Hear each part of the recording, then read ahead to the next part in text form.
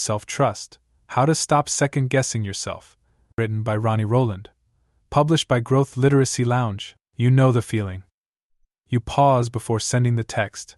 You rehearse what you're about to say for the 5th time. You second-guess a decision so small it barely matters, but it still leaves you anxious, spiraling, stuck. This isn't indecisiveness. It's erosion, not of intelligence, but of inner authority. A slow, subtle leak in your ability to trust yourself. And it doesn't just show up in big moments, it's in the daily ones. The meal you don't really want. The opinion you swallow. The silence you choose instead of truth. The problem isn't that you don't know what to do. Deep down, you often do know. The problem is that you've been taught to doubt that knowing, to silence it, to poll the room first, to wait until your choices feel safe, popular, or perfectly logical. This book is not about helping you become more confident, charismatic, or decisive in a surface-level way. It's about something deeper. It's about helping you rebuild your trust in the only voice that stays with you wherever you go, your own. That's not a fluffy idea. It's a practice skill, and it's one that gets stronger every time you choose presence over performance, clarity over consensus, and alignment over approval. As Brené Brown once said, you either walk inside your story and own it, or you stand outside your story and hustle for your worthiness. This book is for the moment you decide to walk inside, fully, without flinching. Each chapter is a step back to yourself, not through theory, but through practice. You'll learn how self-trust is built, moment by moment, choice by choice, not when things go right, but when you refuse to abandon yourself when they don't. This isn't about ego. It's about integrity, or about choosing what's true, even when it's inconvenient, about honoring your instincts without needing external validation, about living like someone who believes their voice matters, because it does. And by the time you finish this book, you won't just believe that, you'll know it. Let's begin. Chapter 1. The Real Cost of Second-Guessing. You're standing in the grocery aisle, frozen. Should you get the usual or try something new? It's just pasta sauce. But 5 minutes passed. You check your phone. You reconsider. You leave with nothing. Not because it mattered, but because it paralyzed you. It always does. Second-guessing doesn't announce itself as a problem. It tiptoes in disguised as caution, perfectionism, or wisdom. It says, let's think it through again, even when you've already thought it through 6 times. It convinces you that more input equals better decisions, but it doesn't. It drains you. It chips away at your time, your peace, your confidence. The real cost of second-guessing is hidden. You don't notice the energy you burn replaying the same conversation in your head. You don't realize how many moments you've handed away waiting for permission to trust your own instincts. You just feel tired, disconnected, like you're living in delay. There's a term for this, decision fatigue. It's what happens when every choice, no matter how small, feels heavy. Your brain is constantly calculating. What will they think? What if I'm wrong? Is this the right move? So you stall. You poll others. You hope for certainty. And with each hesitation, your belief in your own ability erodes. This pattern doesn't just cost time, it costs identity. Over time, second-guessing rewires how you see yourself. You go from someone with preferences to someone who defers, from someone who leads to someone who hesitates. You begin to believe that others know better, that your voice is a liability, that your role is to follow. But here's the truth most people miss: indecision is a decision. Every time you hesitate, you choose self-doubt over self-trust. Every time you delay, you train your brain that your inner compass isn't reliable. Eventually, you stop even consulting it. The antidote isn't arrogance, it's alignment. Trusting yourself doesn't mean you always get it right. It means you're willing to take responsibility for your choices. It means you stop outsourcing your worth and start reclaiming it, one decision at a time. Start small. Choose what you want to eat today without asking anyone else. Pick the music. Say what you actually think in the meeting, not what you think they want to hear. Let it be messy. Let it be imperfect, but let it be yours. Because here's what changes everything: ownership. When you own your choices, you shift from victim to participant, from reactive to intentional. You learn more from one imperfect decision than from a dozen hypothetical ones. And that's where self-trust grows, in the doing, not the doubting. Imagine how your life would feel with just 10% more trust in yourself, 10% more confidence in your yes, 10% more peace in your no. The shift wouldn't just be internal, it would ripple outward. You'd speak clearer, move freer, breathe easier, because you'd know, even if it goes wrong, you'll have your own back. Self-trust isn't about getting it perfect, it's about getting present. Listening in, choosing forward, and refusing to abandon yourself, even when the outcome isn't what you hoped. That moment in the grocery aisle? It's not about the sauce. It's about who you believe you are when no one is watching. And it's in those tiny, forgettable moments that the muscle of self-trust is either strengthened or surrendered. Next time, choose. Not because it's certain, because it's yours. Second-guessing quietly drains your time, energy, and confidence. Every hesitation sends a message: my voice doesn't matter. Self-trust begins with ownership, starting small and choosing forward. Where in your life are you deferring when you could be deciding? Make one small decision today without polling anyone. Choose it. Own it. Let that be enough. Chapter 2. The Myth of Clarity Before Action. You've made your pros and cons list. Wikification. You've consulted 3 friends, 2 podcasts, and your old journal. You've slept on it, you've prayed on it, and still, no decision. You're waiting for a sign, for clarity, for some inner green light to flicker on, but it doesn't come. It rarely does. This is where most people stall, right at the edge of action, holding out for certainty. They believe clarity is something that arrives before they leap, that if they wait long enough, think deeply enough, poll widely enough, the path will reveal itself without risk. But that belief is a lie. Clarity isn't a precondition of action, it's a product of it. Your brain doesn't create confidence in a vacuum. It needs data, experience, feedback. You learn by doing, not by ruminating. Just like you can't get stronger by thinking about lifting weights, you can't become clearer by sitting in your head. Action is what turns fog into form. This doesn't mean you should rush every decision. It means the longer you delay in the name of finding the perfect choice, the further you drift from your own authority. Every moment spent hesitating is a moment spent reinforcing the idea that you can't move until you're sure. But nothing stunts growth like that kind of perfectionism in disguise. Ironically, many people feel most stuck not in massive life decisions but in the small, daily ones. Should I speak up in this meeting? Should I apply for that opportunity? Should I set that boundary? These aren't questions of logic. They're questions of trust. When you don't believe your voice has weight, even the simplest action feels high stakes. To break that cycle, you must experiment. Action doesn't have to be bold to be effective, it just has to be real. Try making a call without triple checking it. Say what you actually think once today. Take one small risk, not because you know it'll work, but because it teaches you something, because it proves to your brain that forward motion is possible. Even if you mess up, that's a win. A stumble teaches you more than silence ever could. When you try, you collect data. You adjust. You grow. But when you hesitate, you collect nothing but stress and self-doubt. No movement, no clarity. Consider the toddler learning to walk. They don't stand still waiting to feel ready. They wobble. They fall.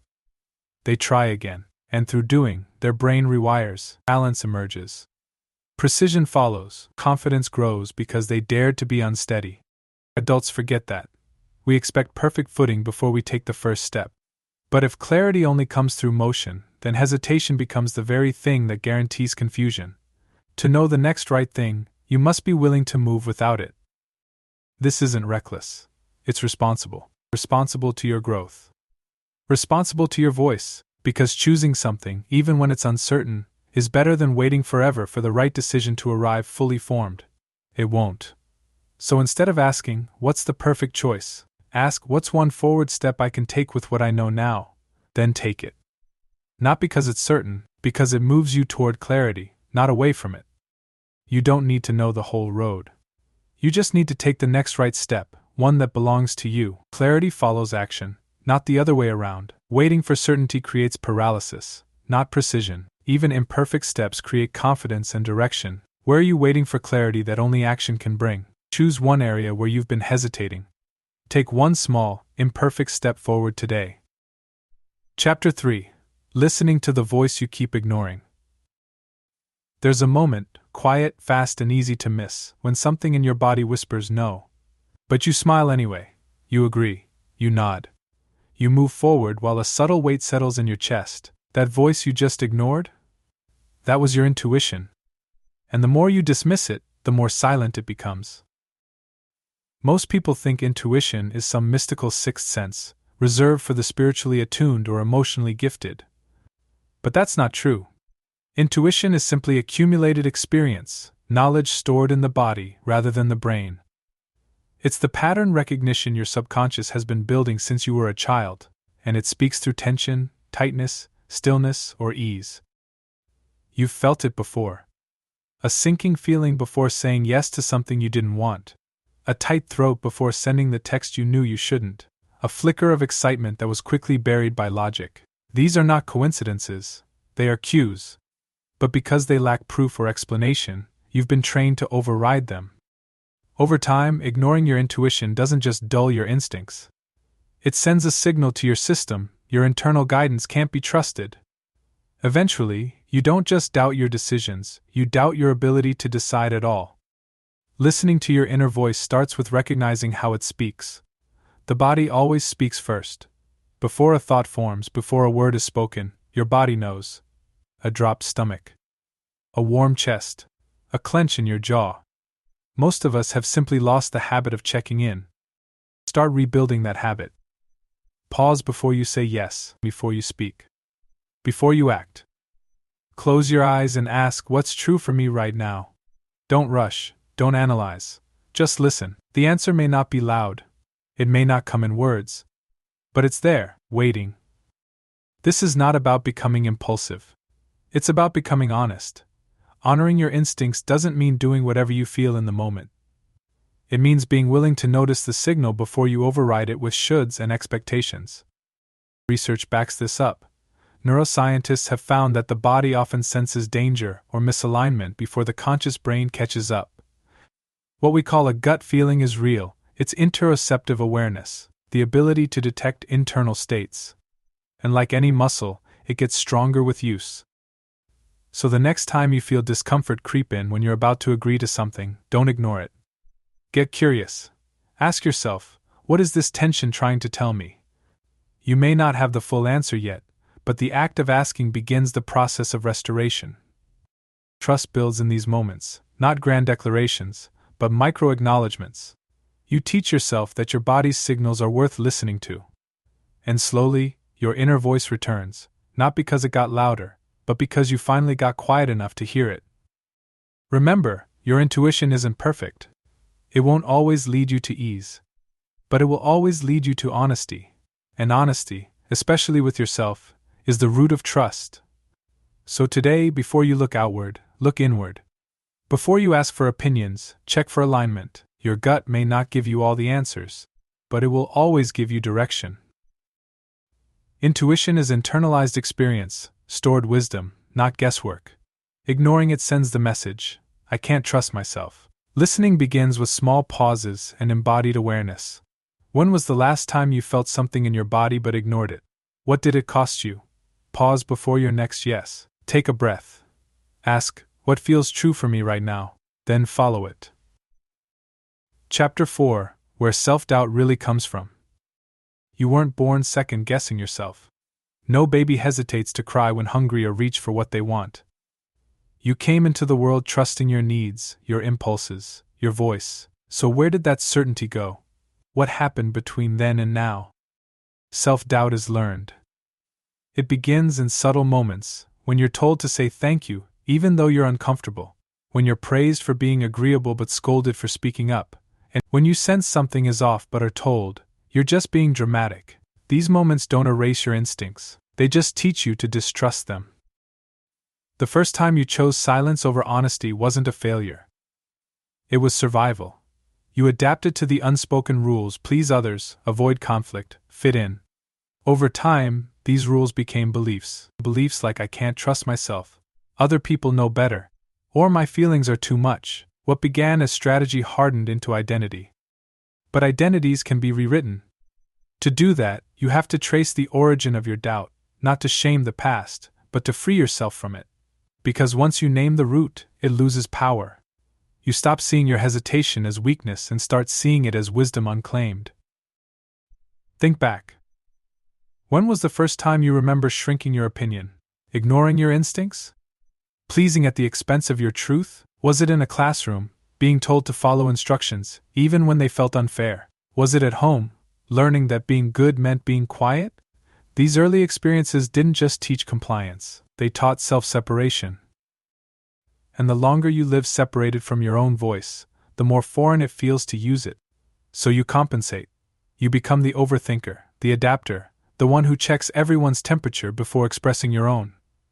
You build a life around minimizing risk instead of maximizing alignment. But what if your self-doubt isn't a flaw, but a signal? What if it's not evidence that you're broken, but proof that somewhere along the way, your trust in yourself was interrupted? And what if that trust can be rebuilt, not by force, but by returning to the places it was first lost? This is the work, not fixing who you are, but remembering who you were before the world convinced you to be someone else. You already have instincts. You already have clarity. You already have truth. What you need is permission to believe in them again. Start by identifying one old message you've internalized. Maybe it's don't speak unless spoken to. Or you're too emotional. Then ask, whose voice was that? Is it still true? What has that belief cost me? Awareness is the first crack in the wall, and cracks let in light. You cannot rewrite a belief you've never questioned. You cannot trust a voice you've been taught to mute, but you can return to it. You can let it speak again, not with anger, but with honesty, not with perfection, but with courage. Self-doubt didn't start with you, but self-trust can, and it doesn't begin with massive change. It begins with noticing. Noticing when you hesitate, when you defer, when you shrink, noticing, and choosing differently, because self-trust isn't something you build once. It's something you reclaim moment by moment, breath by breath, choice by choice. Self-doubt is learned through early conditioning and survival strategies. Your inner voice was never broken, it was buried. Reclaiming self-trust begins with identifying and questioning inherited beliefs. What early message trained you to second-guess yourself? How does it still show up today? Write down one belief you've carried that undermines your self-trust. Challenge its truth. Choose a new one. Chapter 5. The Approval Trap. Outsourcing your worth. You say yes when you mean maybe. You smile when something stings. You ask for everyone's input before trusting your own. At first glance, it looks like consideration. Underneath, it's self-erasure. This is the approval trap, when the desire to be liked outweighs the need to be true. People-pleasing isn't kindness. It's fear in disguise, fear of disconnection, judgment, rejection. So you shape-shift. You filter your opinions, soften your boundaries, stay agreeable. It feels safer. But the cost is quiet and compounding. Each small betrayal of your truth whispers the same thing: your worth depends on their response. And so you outsource your sense of self. You hand the steering wheel to others and hope they'll drive you somewhere that feels right. But they don't know your destination. They can't. They only see the version of you that performs well, fits in, and keeps the peace. Not the one that aches, knows, and wants more. The irony is sharp. The more approval you seek, the less authentic you feel. You end up surrounded by validation yet disconnected from yourself. People like the mask, but the real you feels unseen. And what's the point of being accepted if it's not really you they're accepting? The approval trap isn't about weakness, it's about wiring. Most of us learned early that safety came from being good, agreeable, or easy to manage. When approval was rewarded and authenticity was punished, you adapted. That adaptation made sense then. But now it keeps you from living your life aligned to your values. To rebuild self-trust, you must start disappointing the right people, not with cruelty, but with clarity. You must risk not being understood in order to be whole. This begins with small, honest no's, declining the invitation you don't want, disagreeing gently but firmly, stating a preference without apology. At first, it will feel unnatural. Your body may tighten, your voice may shake. That's okay. Discomfort is not a danger sign, it's a growth signal. You're unlearning decades of conditioning. You're teaching your nervous system that approval is not a requirement for peace. What happens when you stop performing? At first, some people may pull away. That's part of the pruning. But the space they leave opens room for something better, connection built on truth, not performance. Relationships where you can show up fully, speak honestly, and still belong. It's worth noting, validation isn't bad, we're wired for belonging. But the problem comes when we confuse belonging with bending, when we trade authenticity for applause, when we fear that being real will mean being alone. In truth, the loneliest place is the one where everyone approves, and no one knows you. The only approval that truly matters is the one you give yourself, not because it's easy, because it's real. When you trust your voice more than their reactions, your choices become clearer, your energy returns, your peace deepens, you stop living on borrowed worth. You don't need to be louder, bolder, or meaner, you just need to be honest, to say, this is me, this is what I think, this is what I need, and let that be enough, even if not everyone agrees. That's self-trust, choosing alignment over applause, truth over performance, integrity over ease. People-pleasing is a fear-based habit that erodes authenticity. Outsourcing your worth leads to disconnection from your true self. Real self-trust grows when you disappoint the right people for the right reasons. Where are you choosing approval over alignment? What is it costing you? Say no once today where you would usually say yes. Let it stand. Don't explain. Let it be honest. Chapter 6: Micro Decisions, Major Shifts. You stare at your phone, hungry. You scroll through takeout options but can't decide. Should you go with what's easy, what they'd want, or what you're actually craving? It feels trivial. But it's not. In that moment, you're rehearsing self-trust or self-abandonment. The big choices, career changes, relationships, and cross-country moves, get all the attention, but the small ones shape who you become. The repeated, daily decisions about what to eat, where, say, or do are where identity is forged. And yet, these are often the choices most influenced by convenience, expectation, or habit, not by truth. If you can't trust yourself to pick dinner, how can you trust yourself to pick a direction for your life? That question isn't meant to shame. It's meant to awaken. Self-trust doesn't begin at the summit. It starts in the foothills, tiny choices made with conscious alignment. These micro-decisions are opportunities. Every time you check in with yourself, every time you choose what you actually want, you're casting a vote for your own voice. Not because the outcome is profound, but because the process is. You're saying, I listen. I care. I count. Too often, these small choices are handed over to convenience or consensus. You ask, what's easiest, or what would they prefer, instead of what do I want? It feels harmless, but repetition builds identity, and repetition of self-avoidance builds doubt. There's a reason this feels hard. You've been conditioned to make choices that minimize disruption, not maximize authenticity, to avoid friction, even with yourself. But friction is where clarity lives. And clarity is what strengthens trust. Start by noticing. What's the first decision you make in the morning? Clothes, breakfast, schedule. Did you choose it for comfort? For the image? For habit? Or did you pause and ask what felt true? You don't need to overhaul your life. You just need to start choosing on purpose. Let it be simple. Choose the song you actually want to hear, not the one you think sounds impressive. Say what you really think when asked for your opinion, not what's most palatable. Choose the solo walk over the group chat, if that's what your body craves. These moments matter, not because of their size, but because of their signal. Each micro-decision is like a rep at the gym. On its own it feels small. But done consistently, it builds strength. It teaches your brain to expect follow-through. It teaches your nervous system that you won't abandon yourself again. That even when it's awkward or inconvenient, you'll choose truth. Over time, this changes how you see yourself. You stop wondering what's right and start recognizing what's aligned. You don't need 10 other opinions, you need one internal check-in. Because your voice gets louder with use, these shifts won't always feel heroic. In fact, they'll feel painfully ordinary. But they are how trust is built, not through grand declarations, but through quiet consistencies. The question isn't how do I stop second-guessing everything. The better question is where can I choose myself today, even in something small. That's the practice. That's the rewiring. That's the return. You're not far from self-trust, you're one micro-decision away. Then another, and another after that.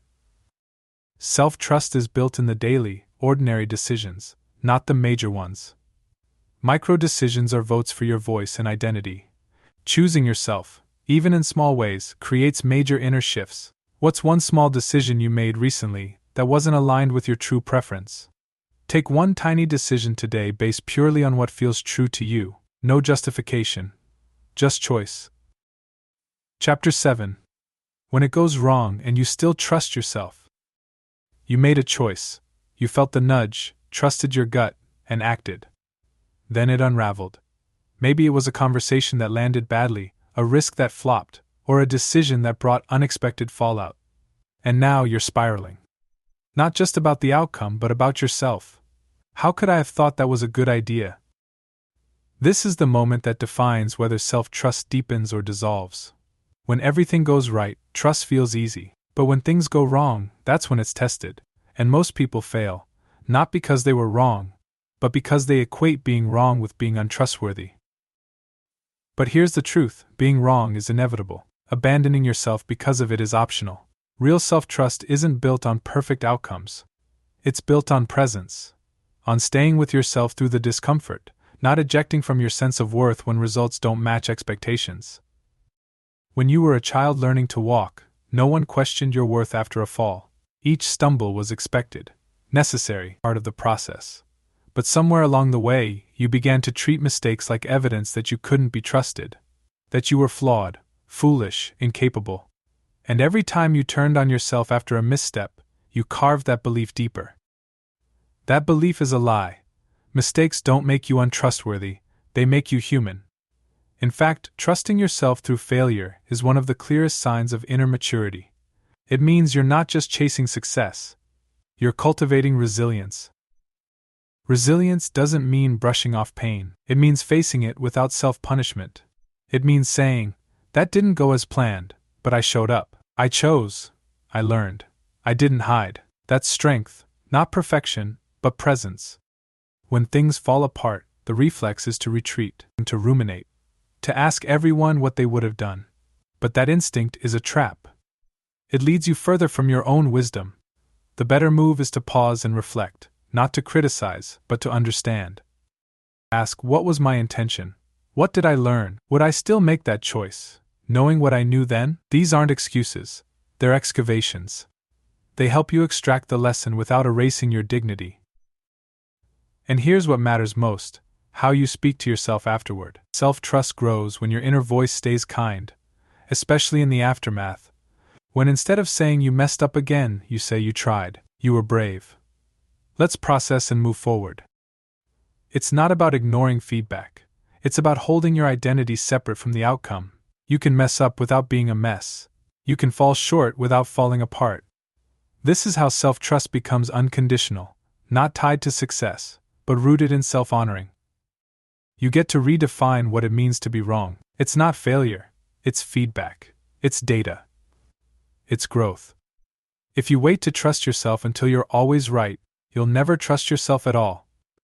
But if you learn to stay with yourself, even when it hurts, you become unshakable. Because the real win isn't getting it perfect, it's knowing you'll stay, that you won't abandon yourself again, that even when it all goes sideways, your worth remains. You're not building self-trust for when life is easy, you're building it for when it's not. Mistakes don't erase trust, they're opportunities to deepen it.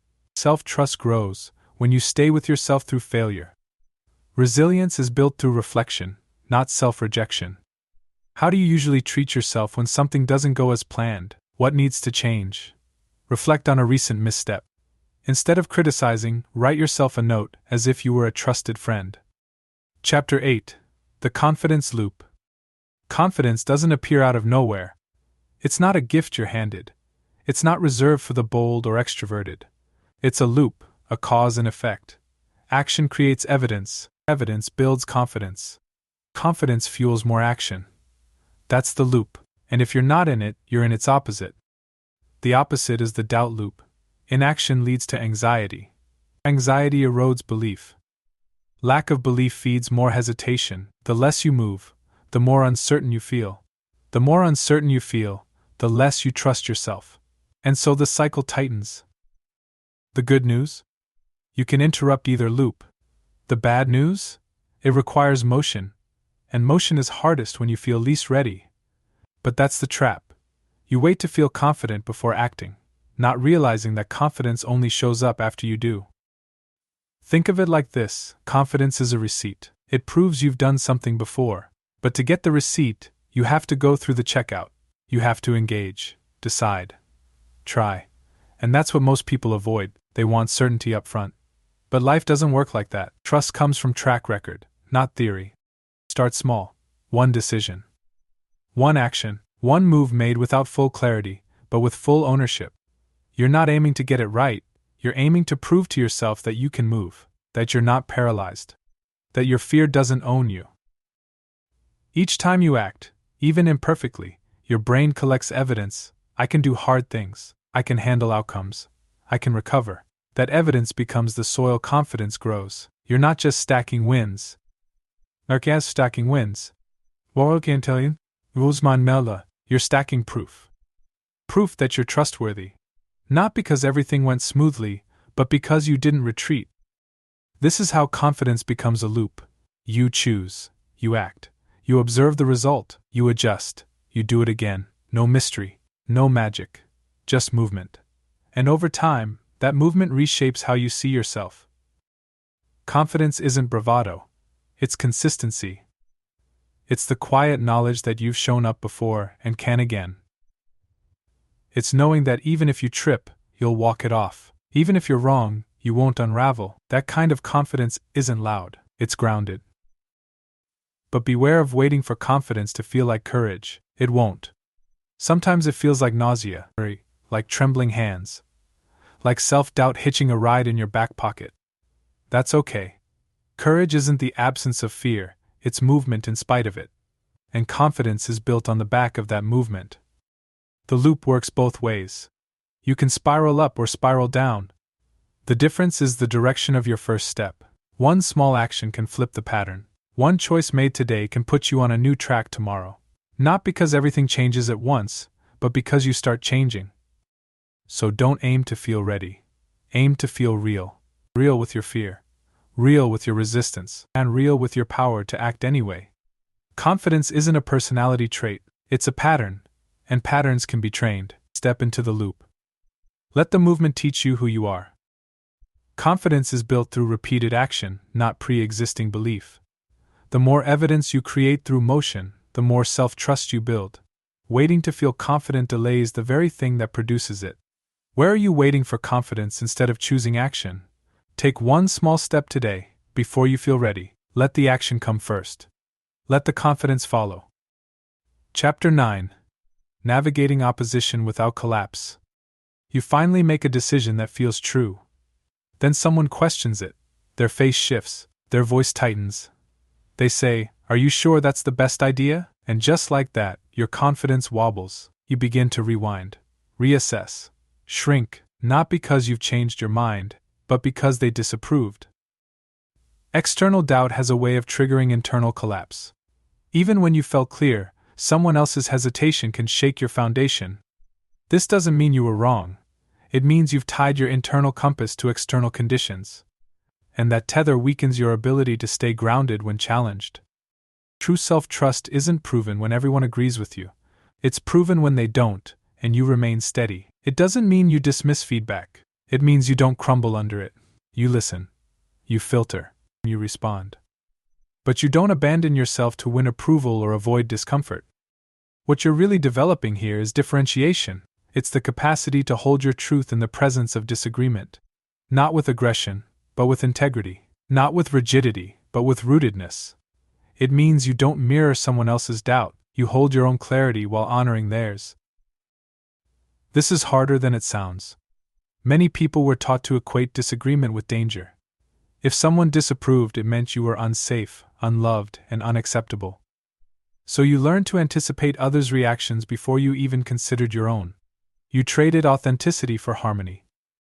But harmony built on self-erasure isn't peace, it's performance. And over time, the cost of that performance becomes exhaustion. You feel fragmented, pulled between what you know and what they want. That tension can only be resolved by choosing alignment over appeasement. You won't always be right. But being questioned doesn't automatically make you wrong. It makes you human. And being human means facing opposition without dissolving into doubt. It means you can hear concern without turning it into confirmation that you're incapable. Start practicing in small moments. When someone challenges your idea, take a breath. Instead of immediately justifying, ask yourself, do I still believe in this? If the answer is yes, let that be enough. If the answer is no, let it be a revision, not a retreat. The goal isn't stubbornness, it's sovereignty. Self-trust is not about silencing every voice but your own. It's about discerning which voices deserve volume. Who are you letting shape your decisions? Are they informed? Do they know your values? Are they living the kind of life you want? If not, why are they in the driver's seat? This doesn't mean you never listen. It means you stop handing out backstage passes to people who only belong in the audience. It means you stop mistaking someone else's discomfort for your direction. Their tension doesn't have to become your truth. When you can stay rooted in what you know, even while being questioned, you stop second-guessing every instinct. You begin to trust that disagreement is part of growth, not a signal to shut down. You stop seeing resistance as rejection and start seeing it as refinement. This is strength, not in volume, but in clarity. Not in being unshakable, but in knowing how to return to center when shaken. You don't have to collapse to be connected. You don't have to agree to belong. And you don't have to abandon your voice to be heard. Self-trust is tested when others disagree. It's about staying grounded, not unchallenged. Differentiation means holding your truth without collapsing into doubt. Disagreement is not danger, it's an invitation to clarify, not retreat.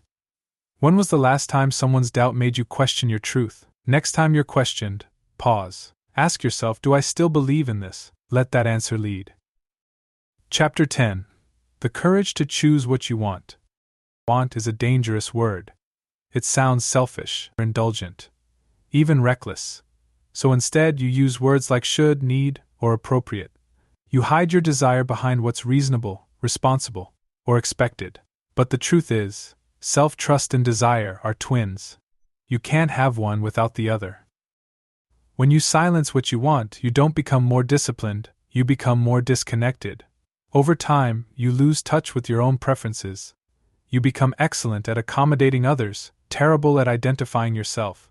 You're praised for being easygoing, but deep down, you feel invisible. Desire is not the enemy, it's information. It tells you where your energy leaves, where your alignment rests, where your yes becomes real. But when you're used to people-pleasing or chronic second-guessing, desire feels threatening. It's easier to follow the path of least resistance than to risk asking for what you truly want, and not getting it. Choosing what you want requires courage because it exposes you. It makes you visible.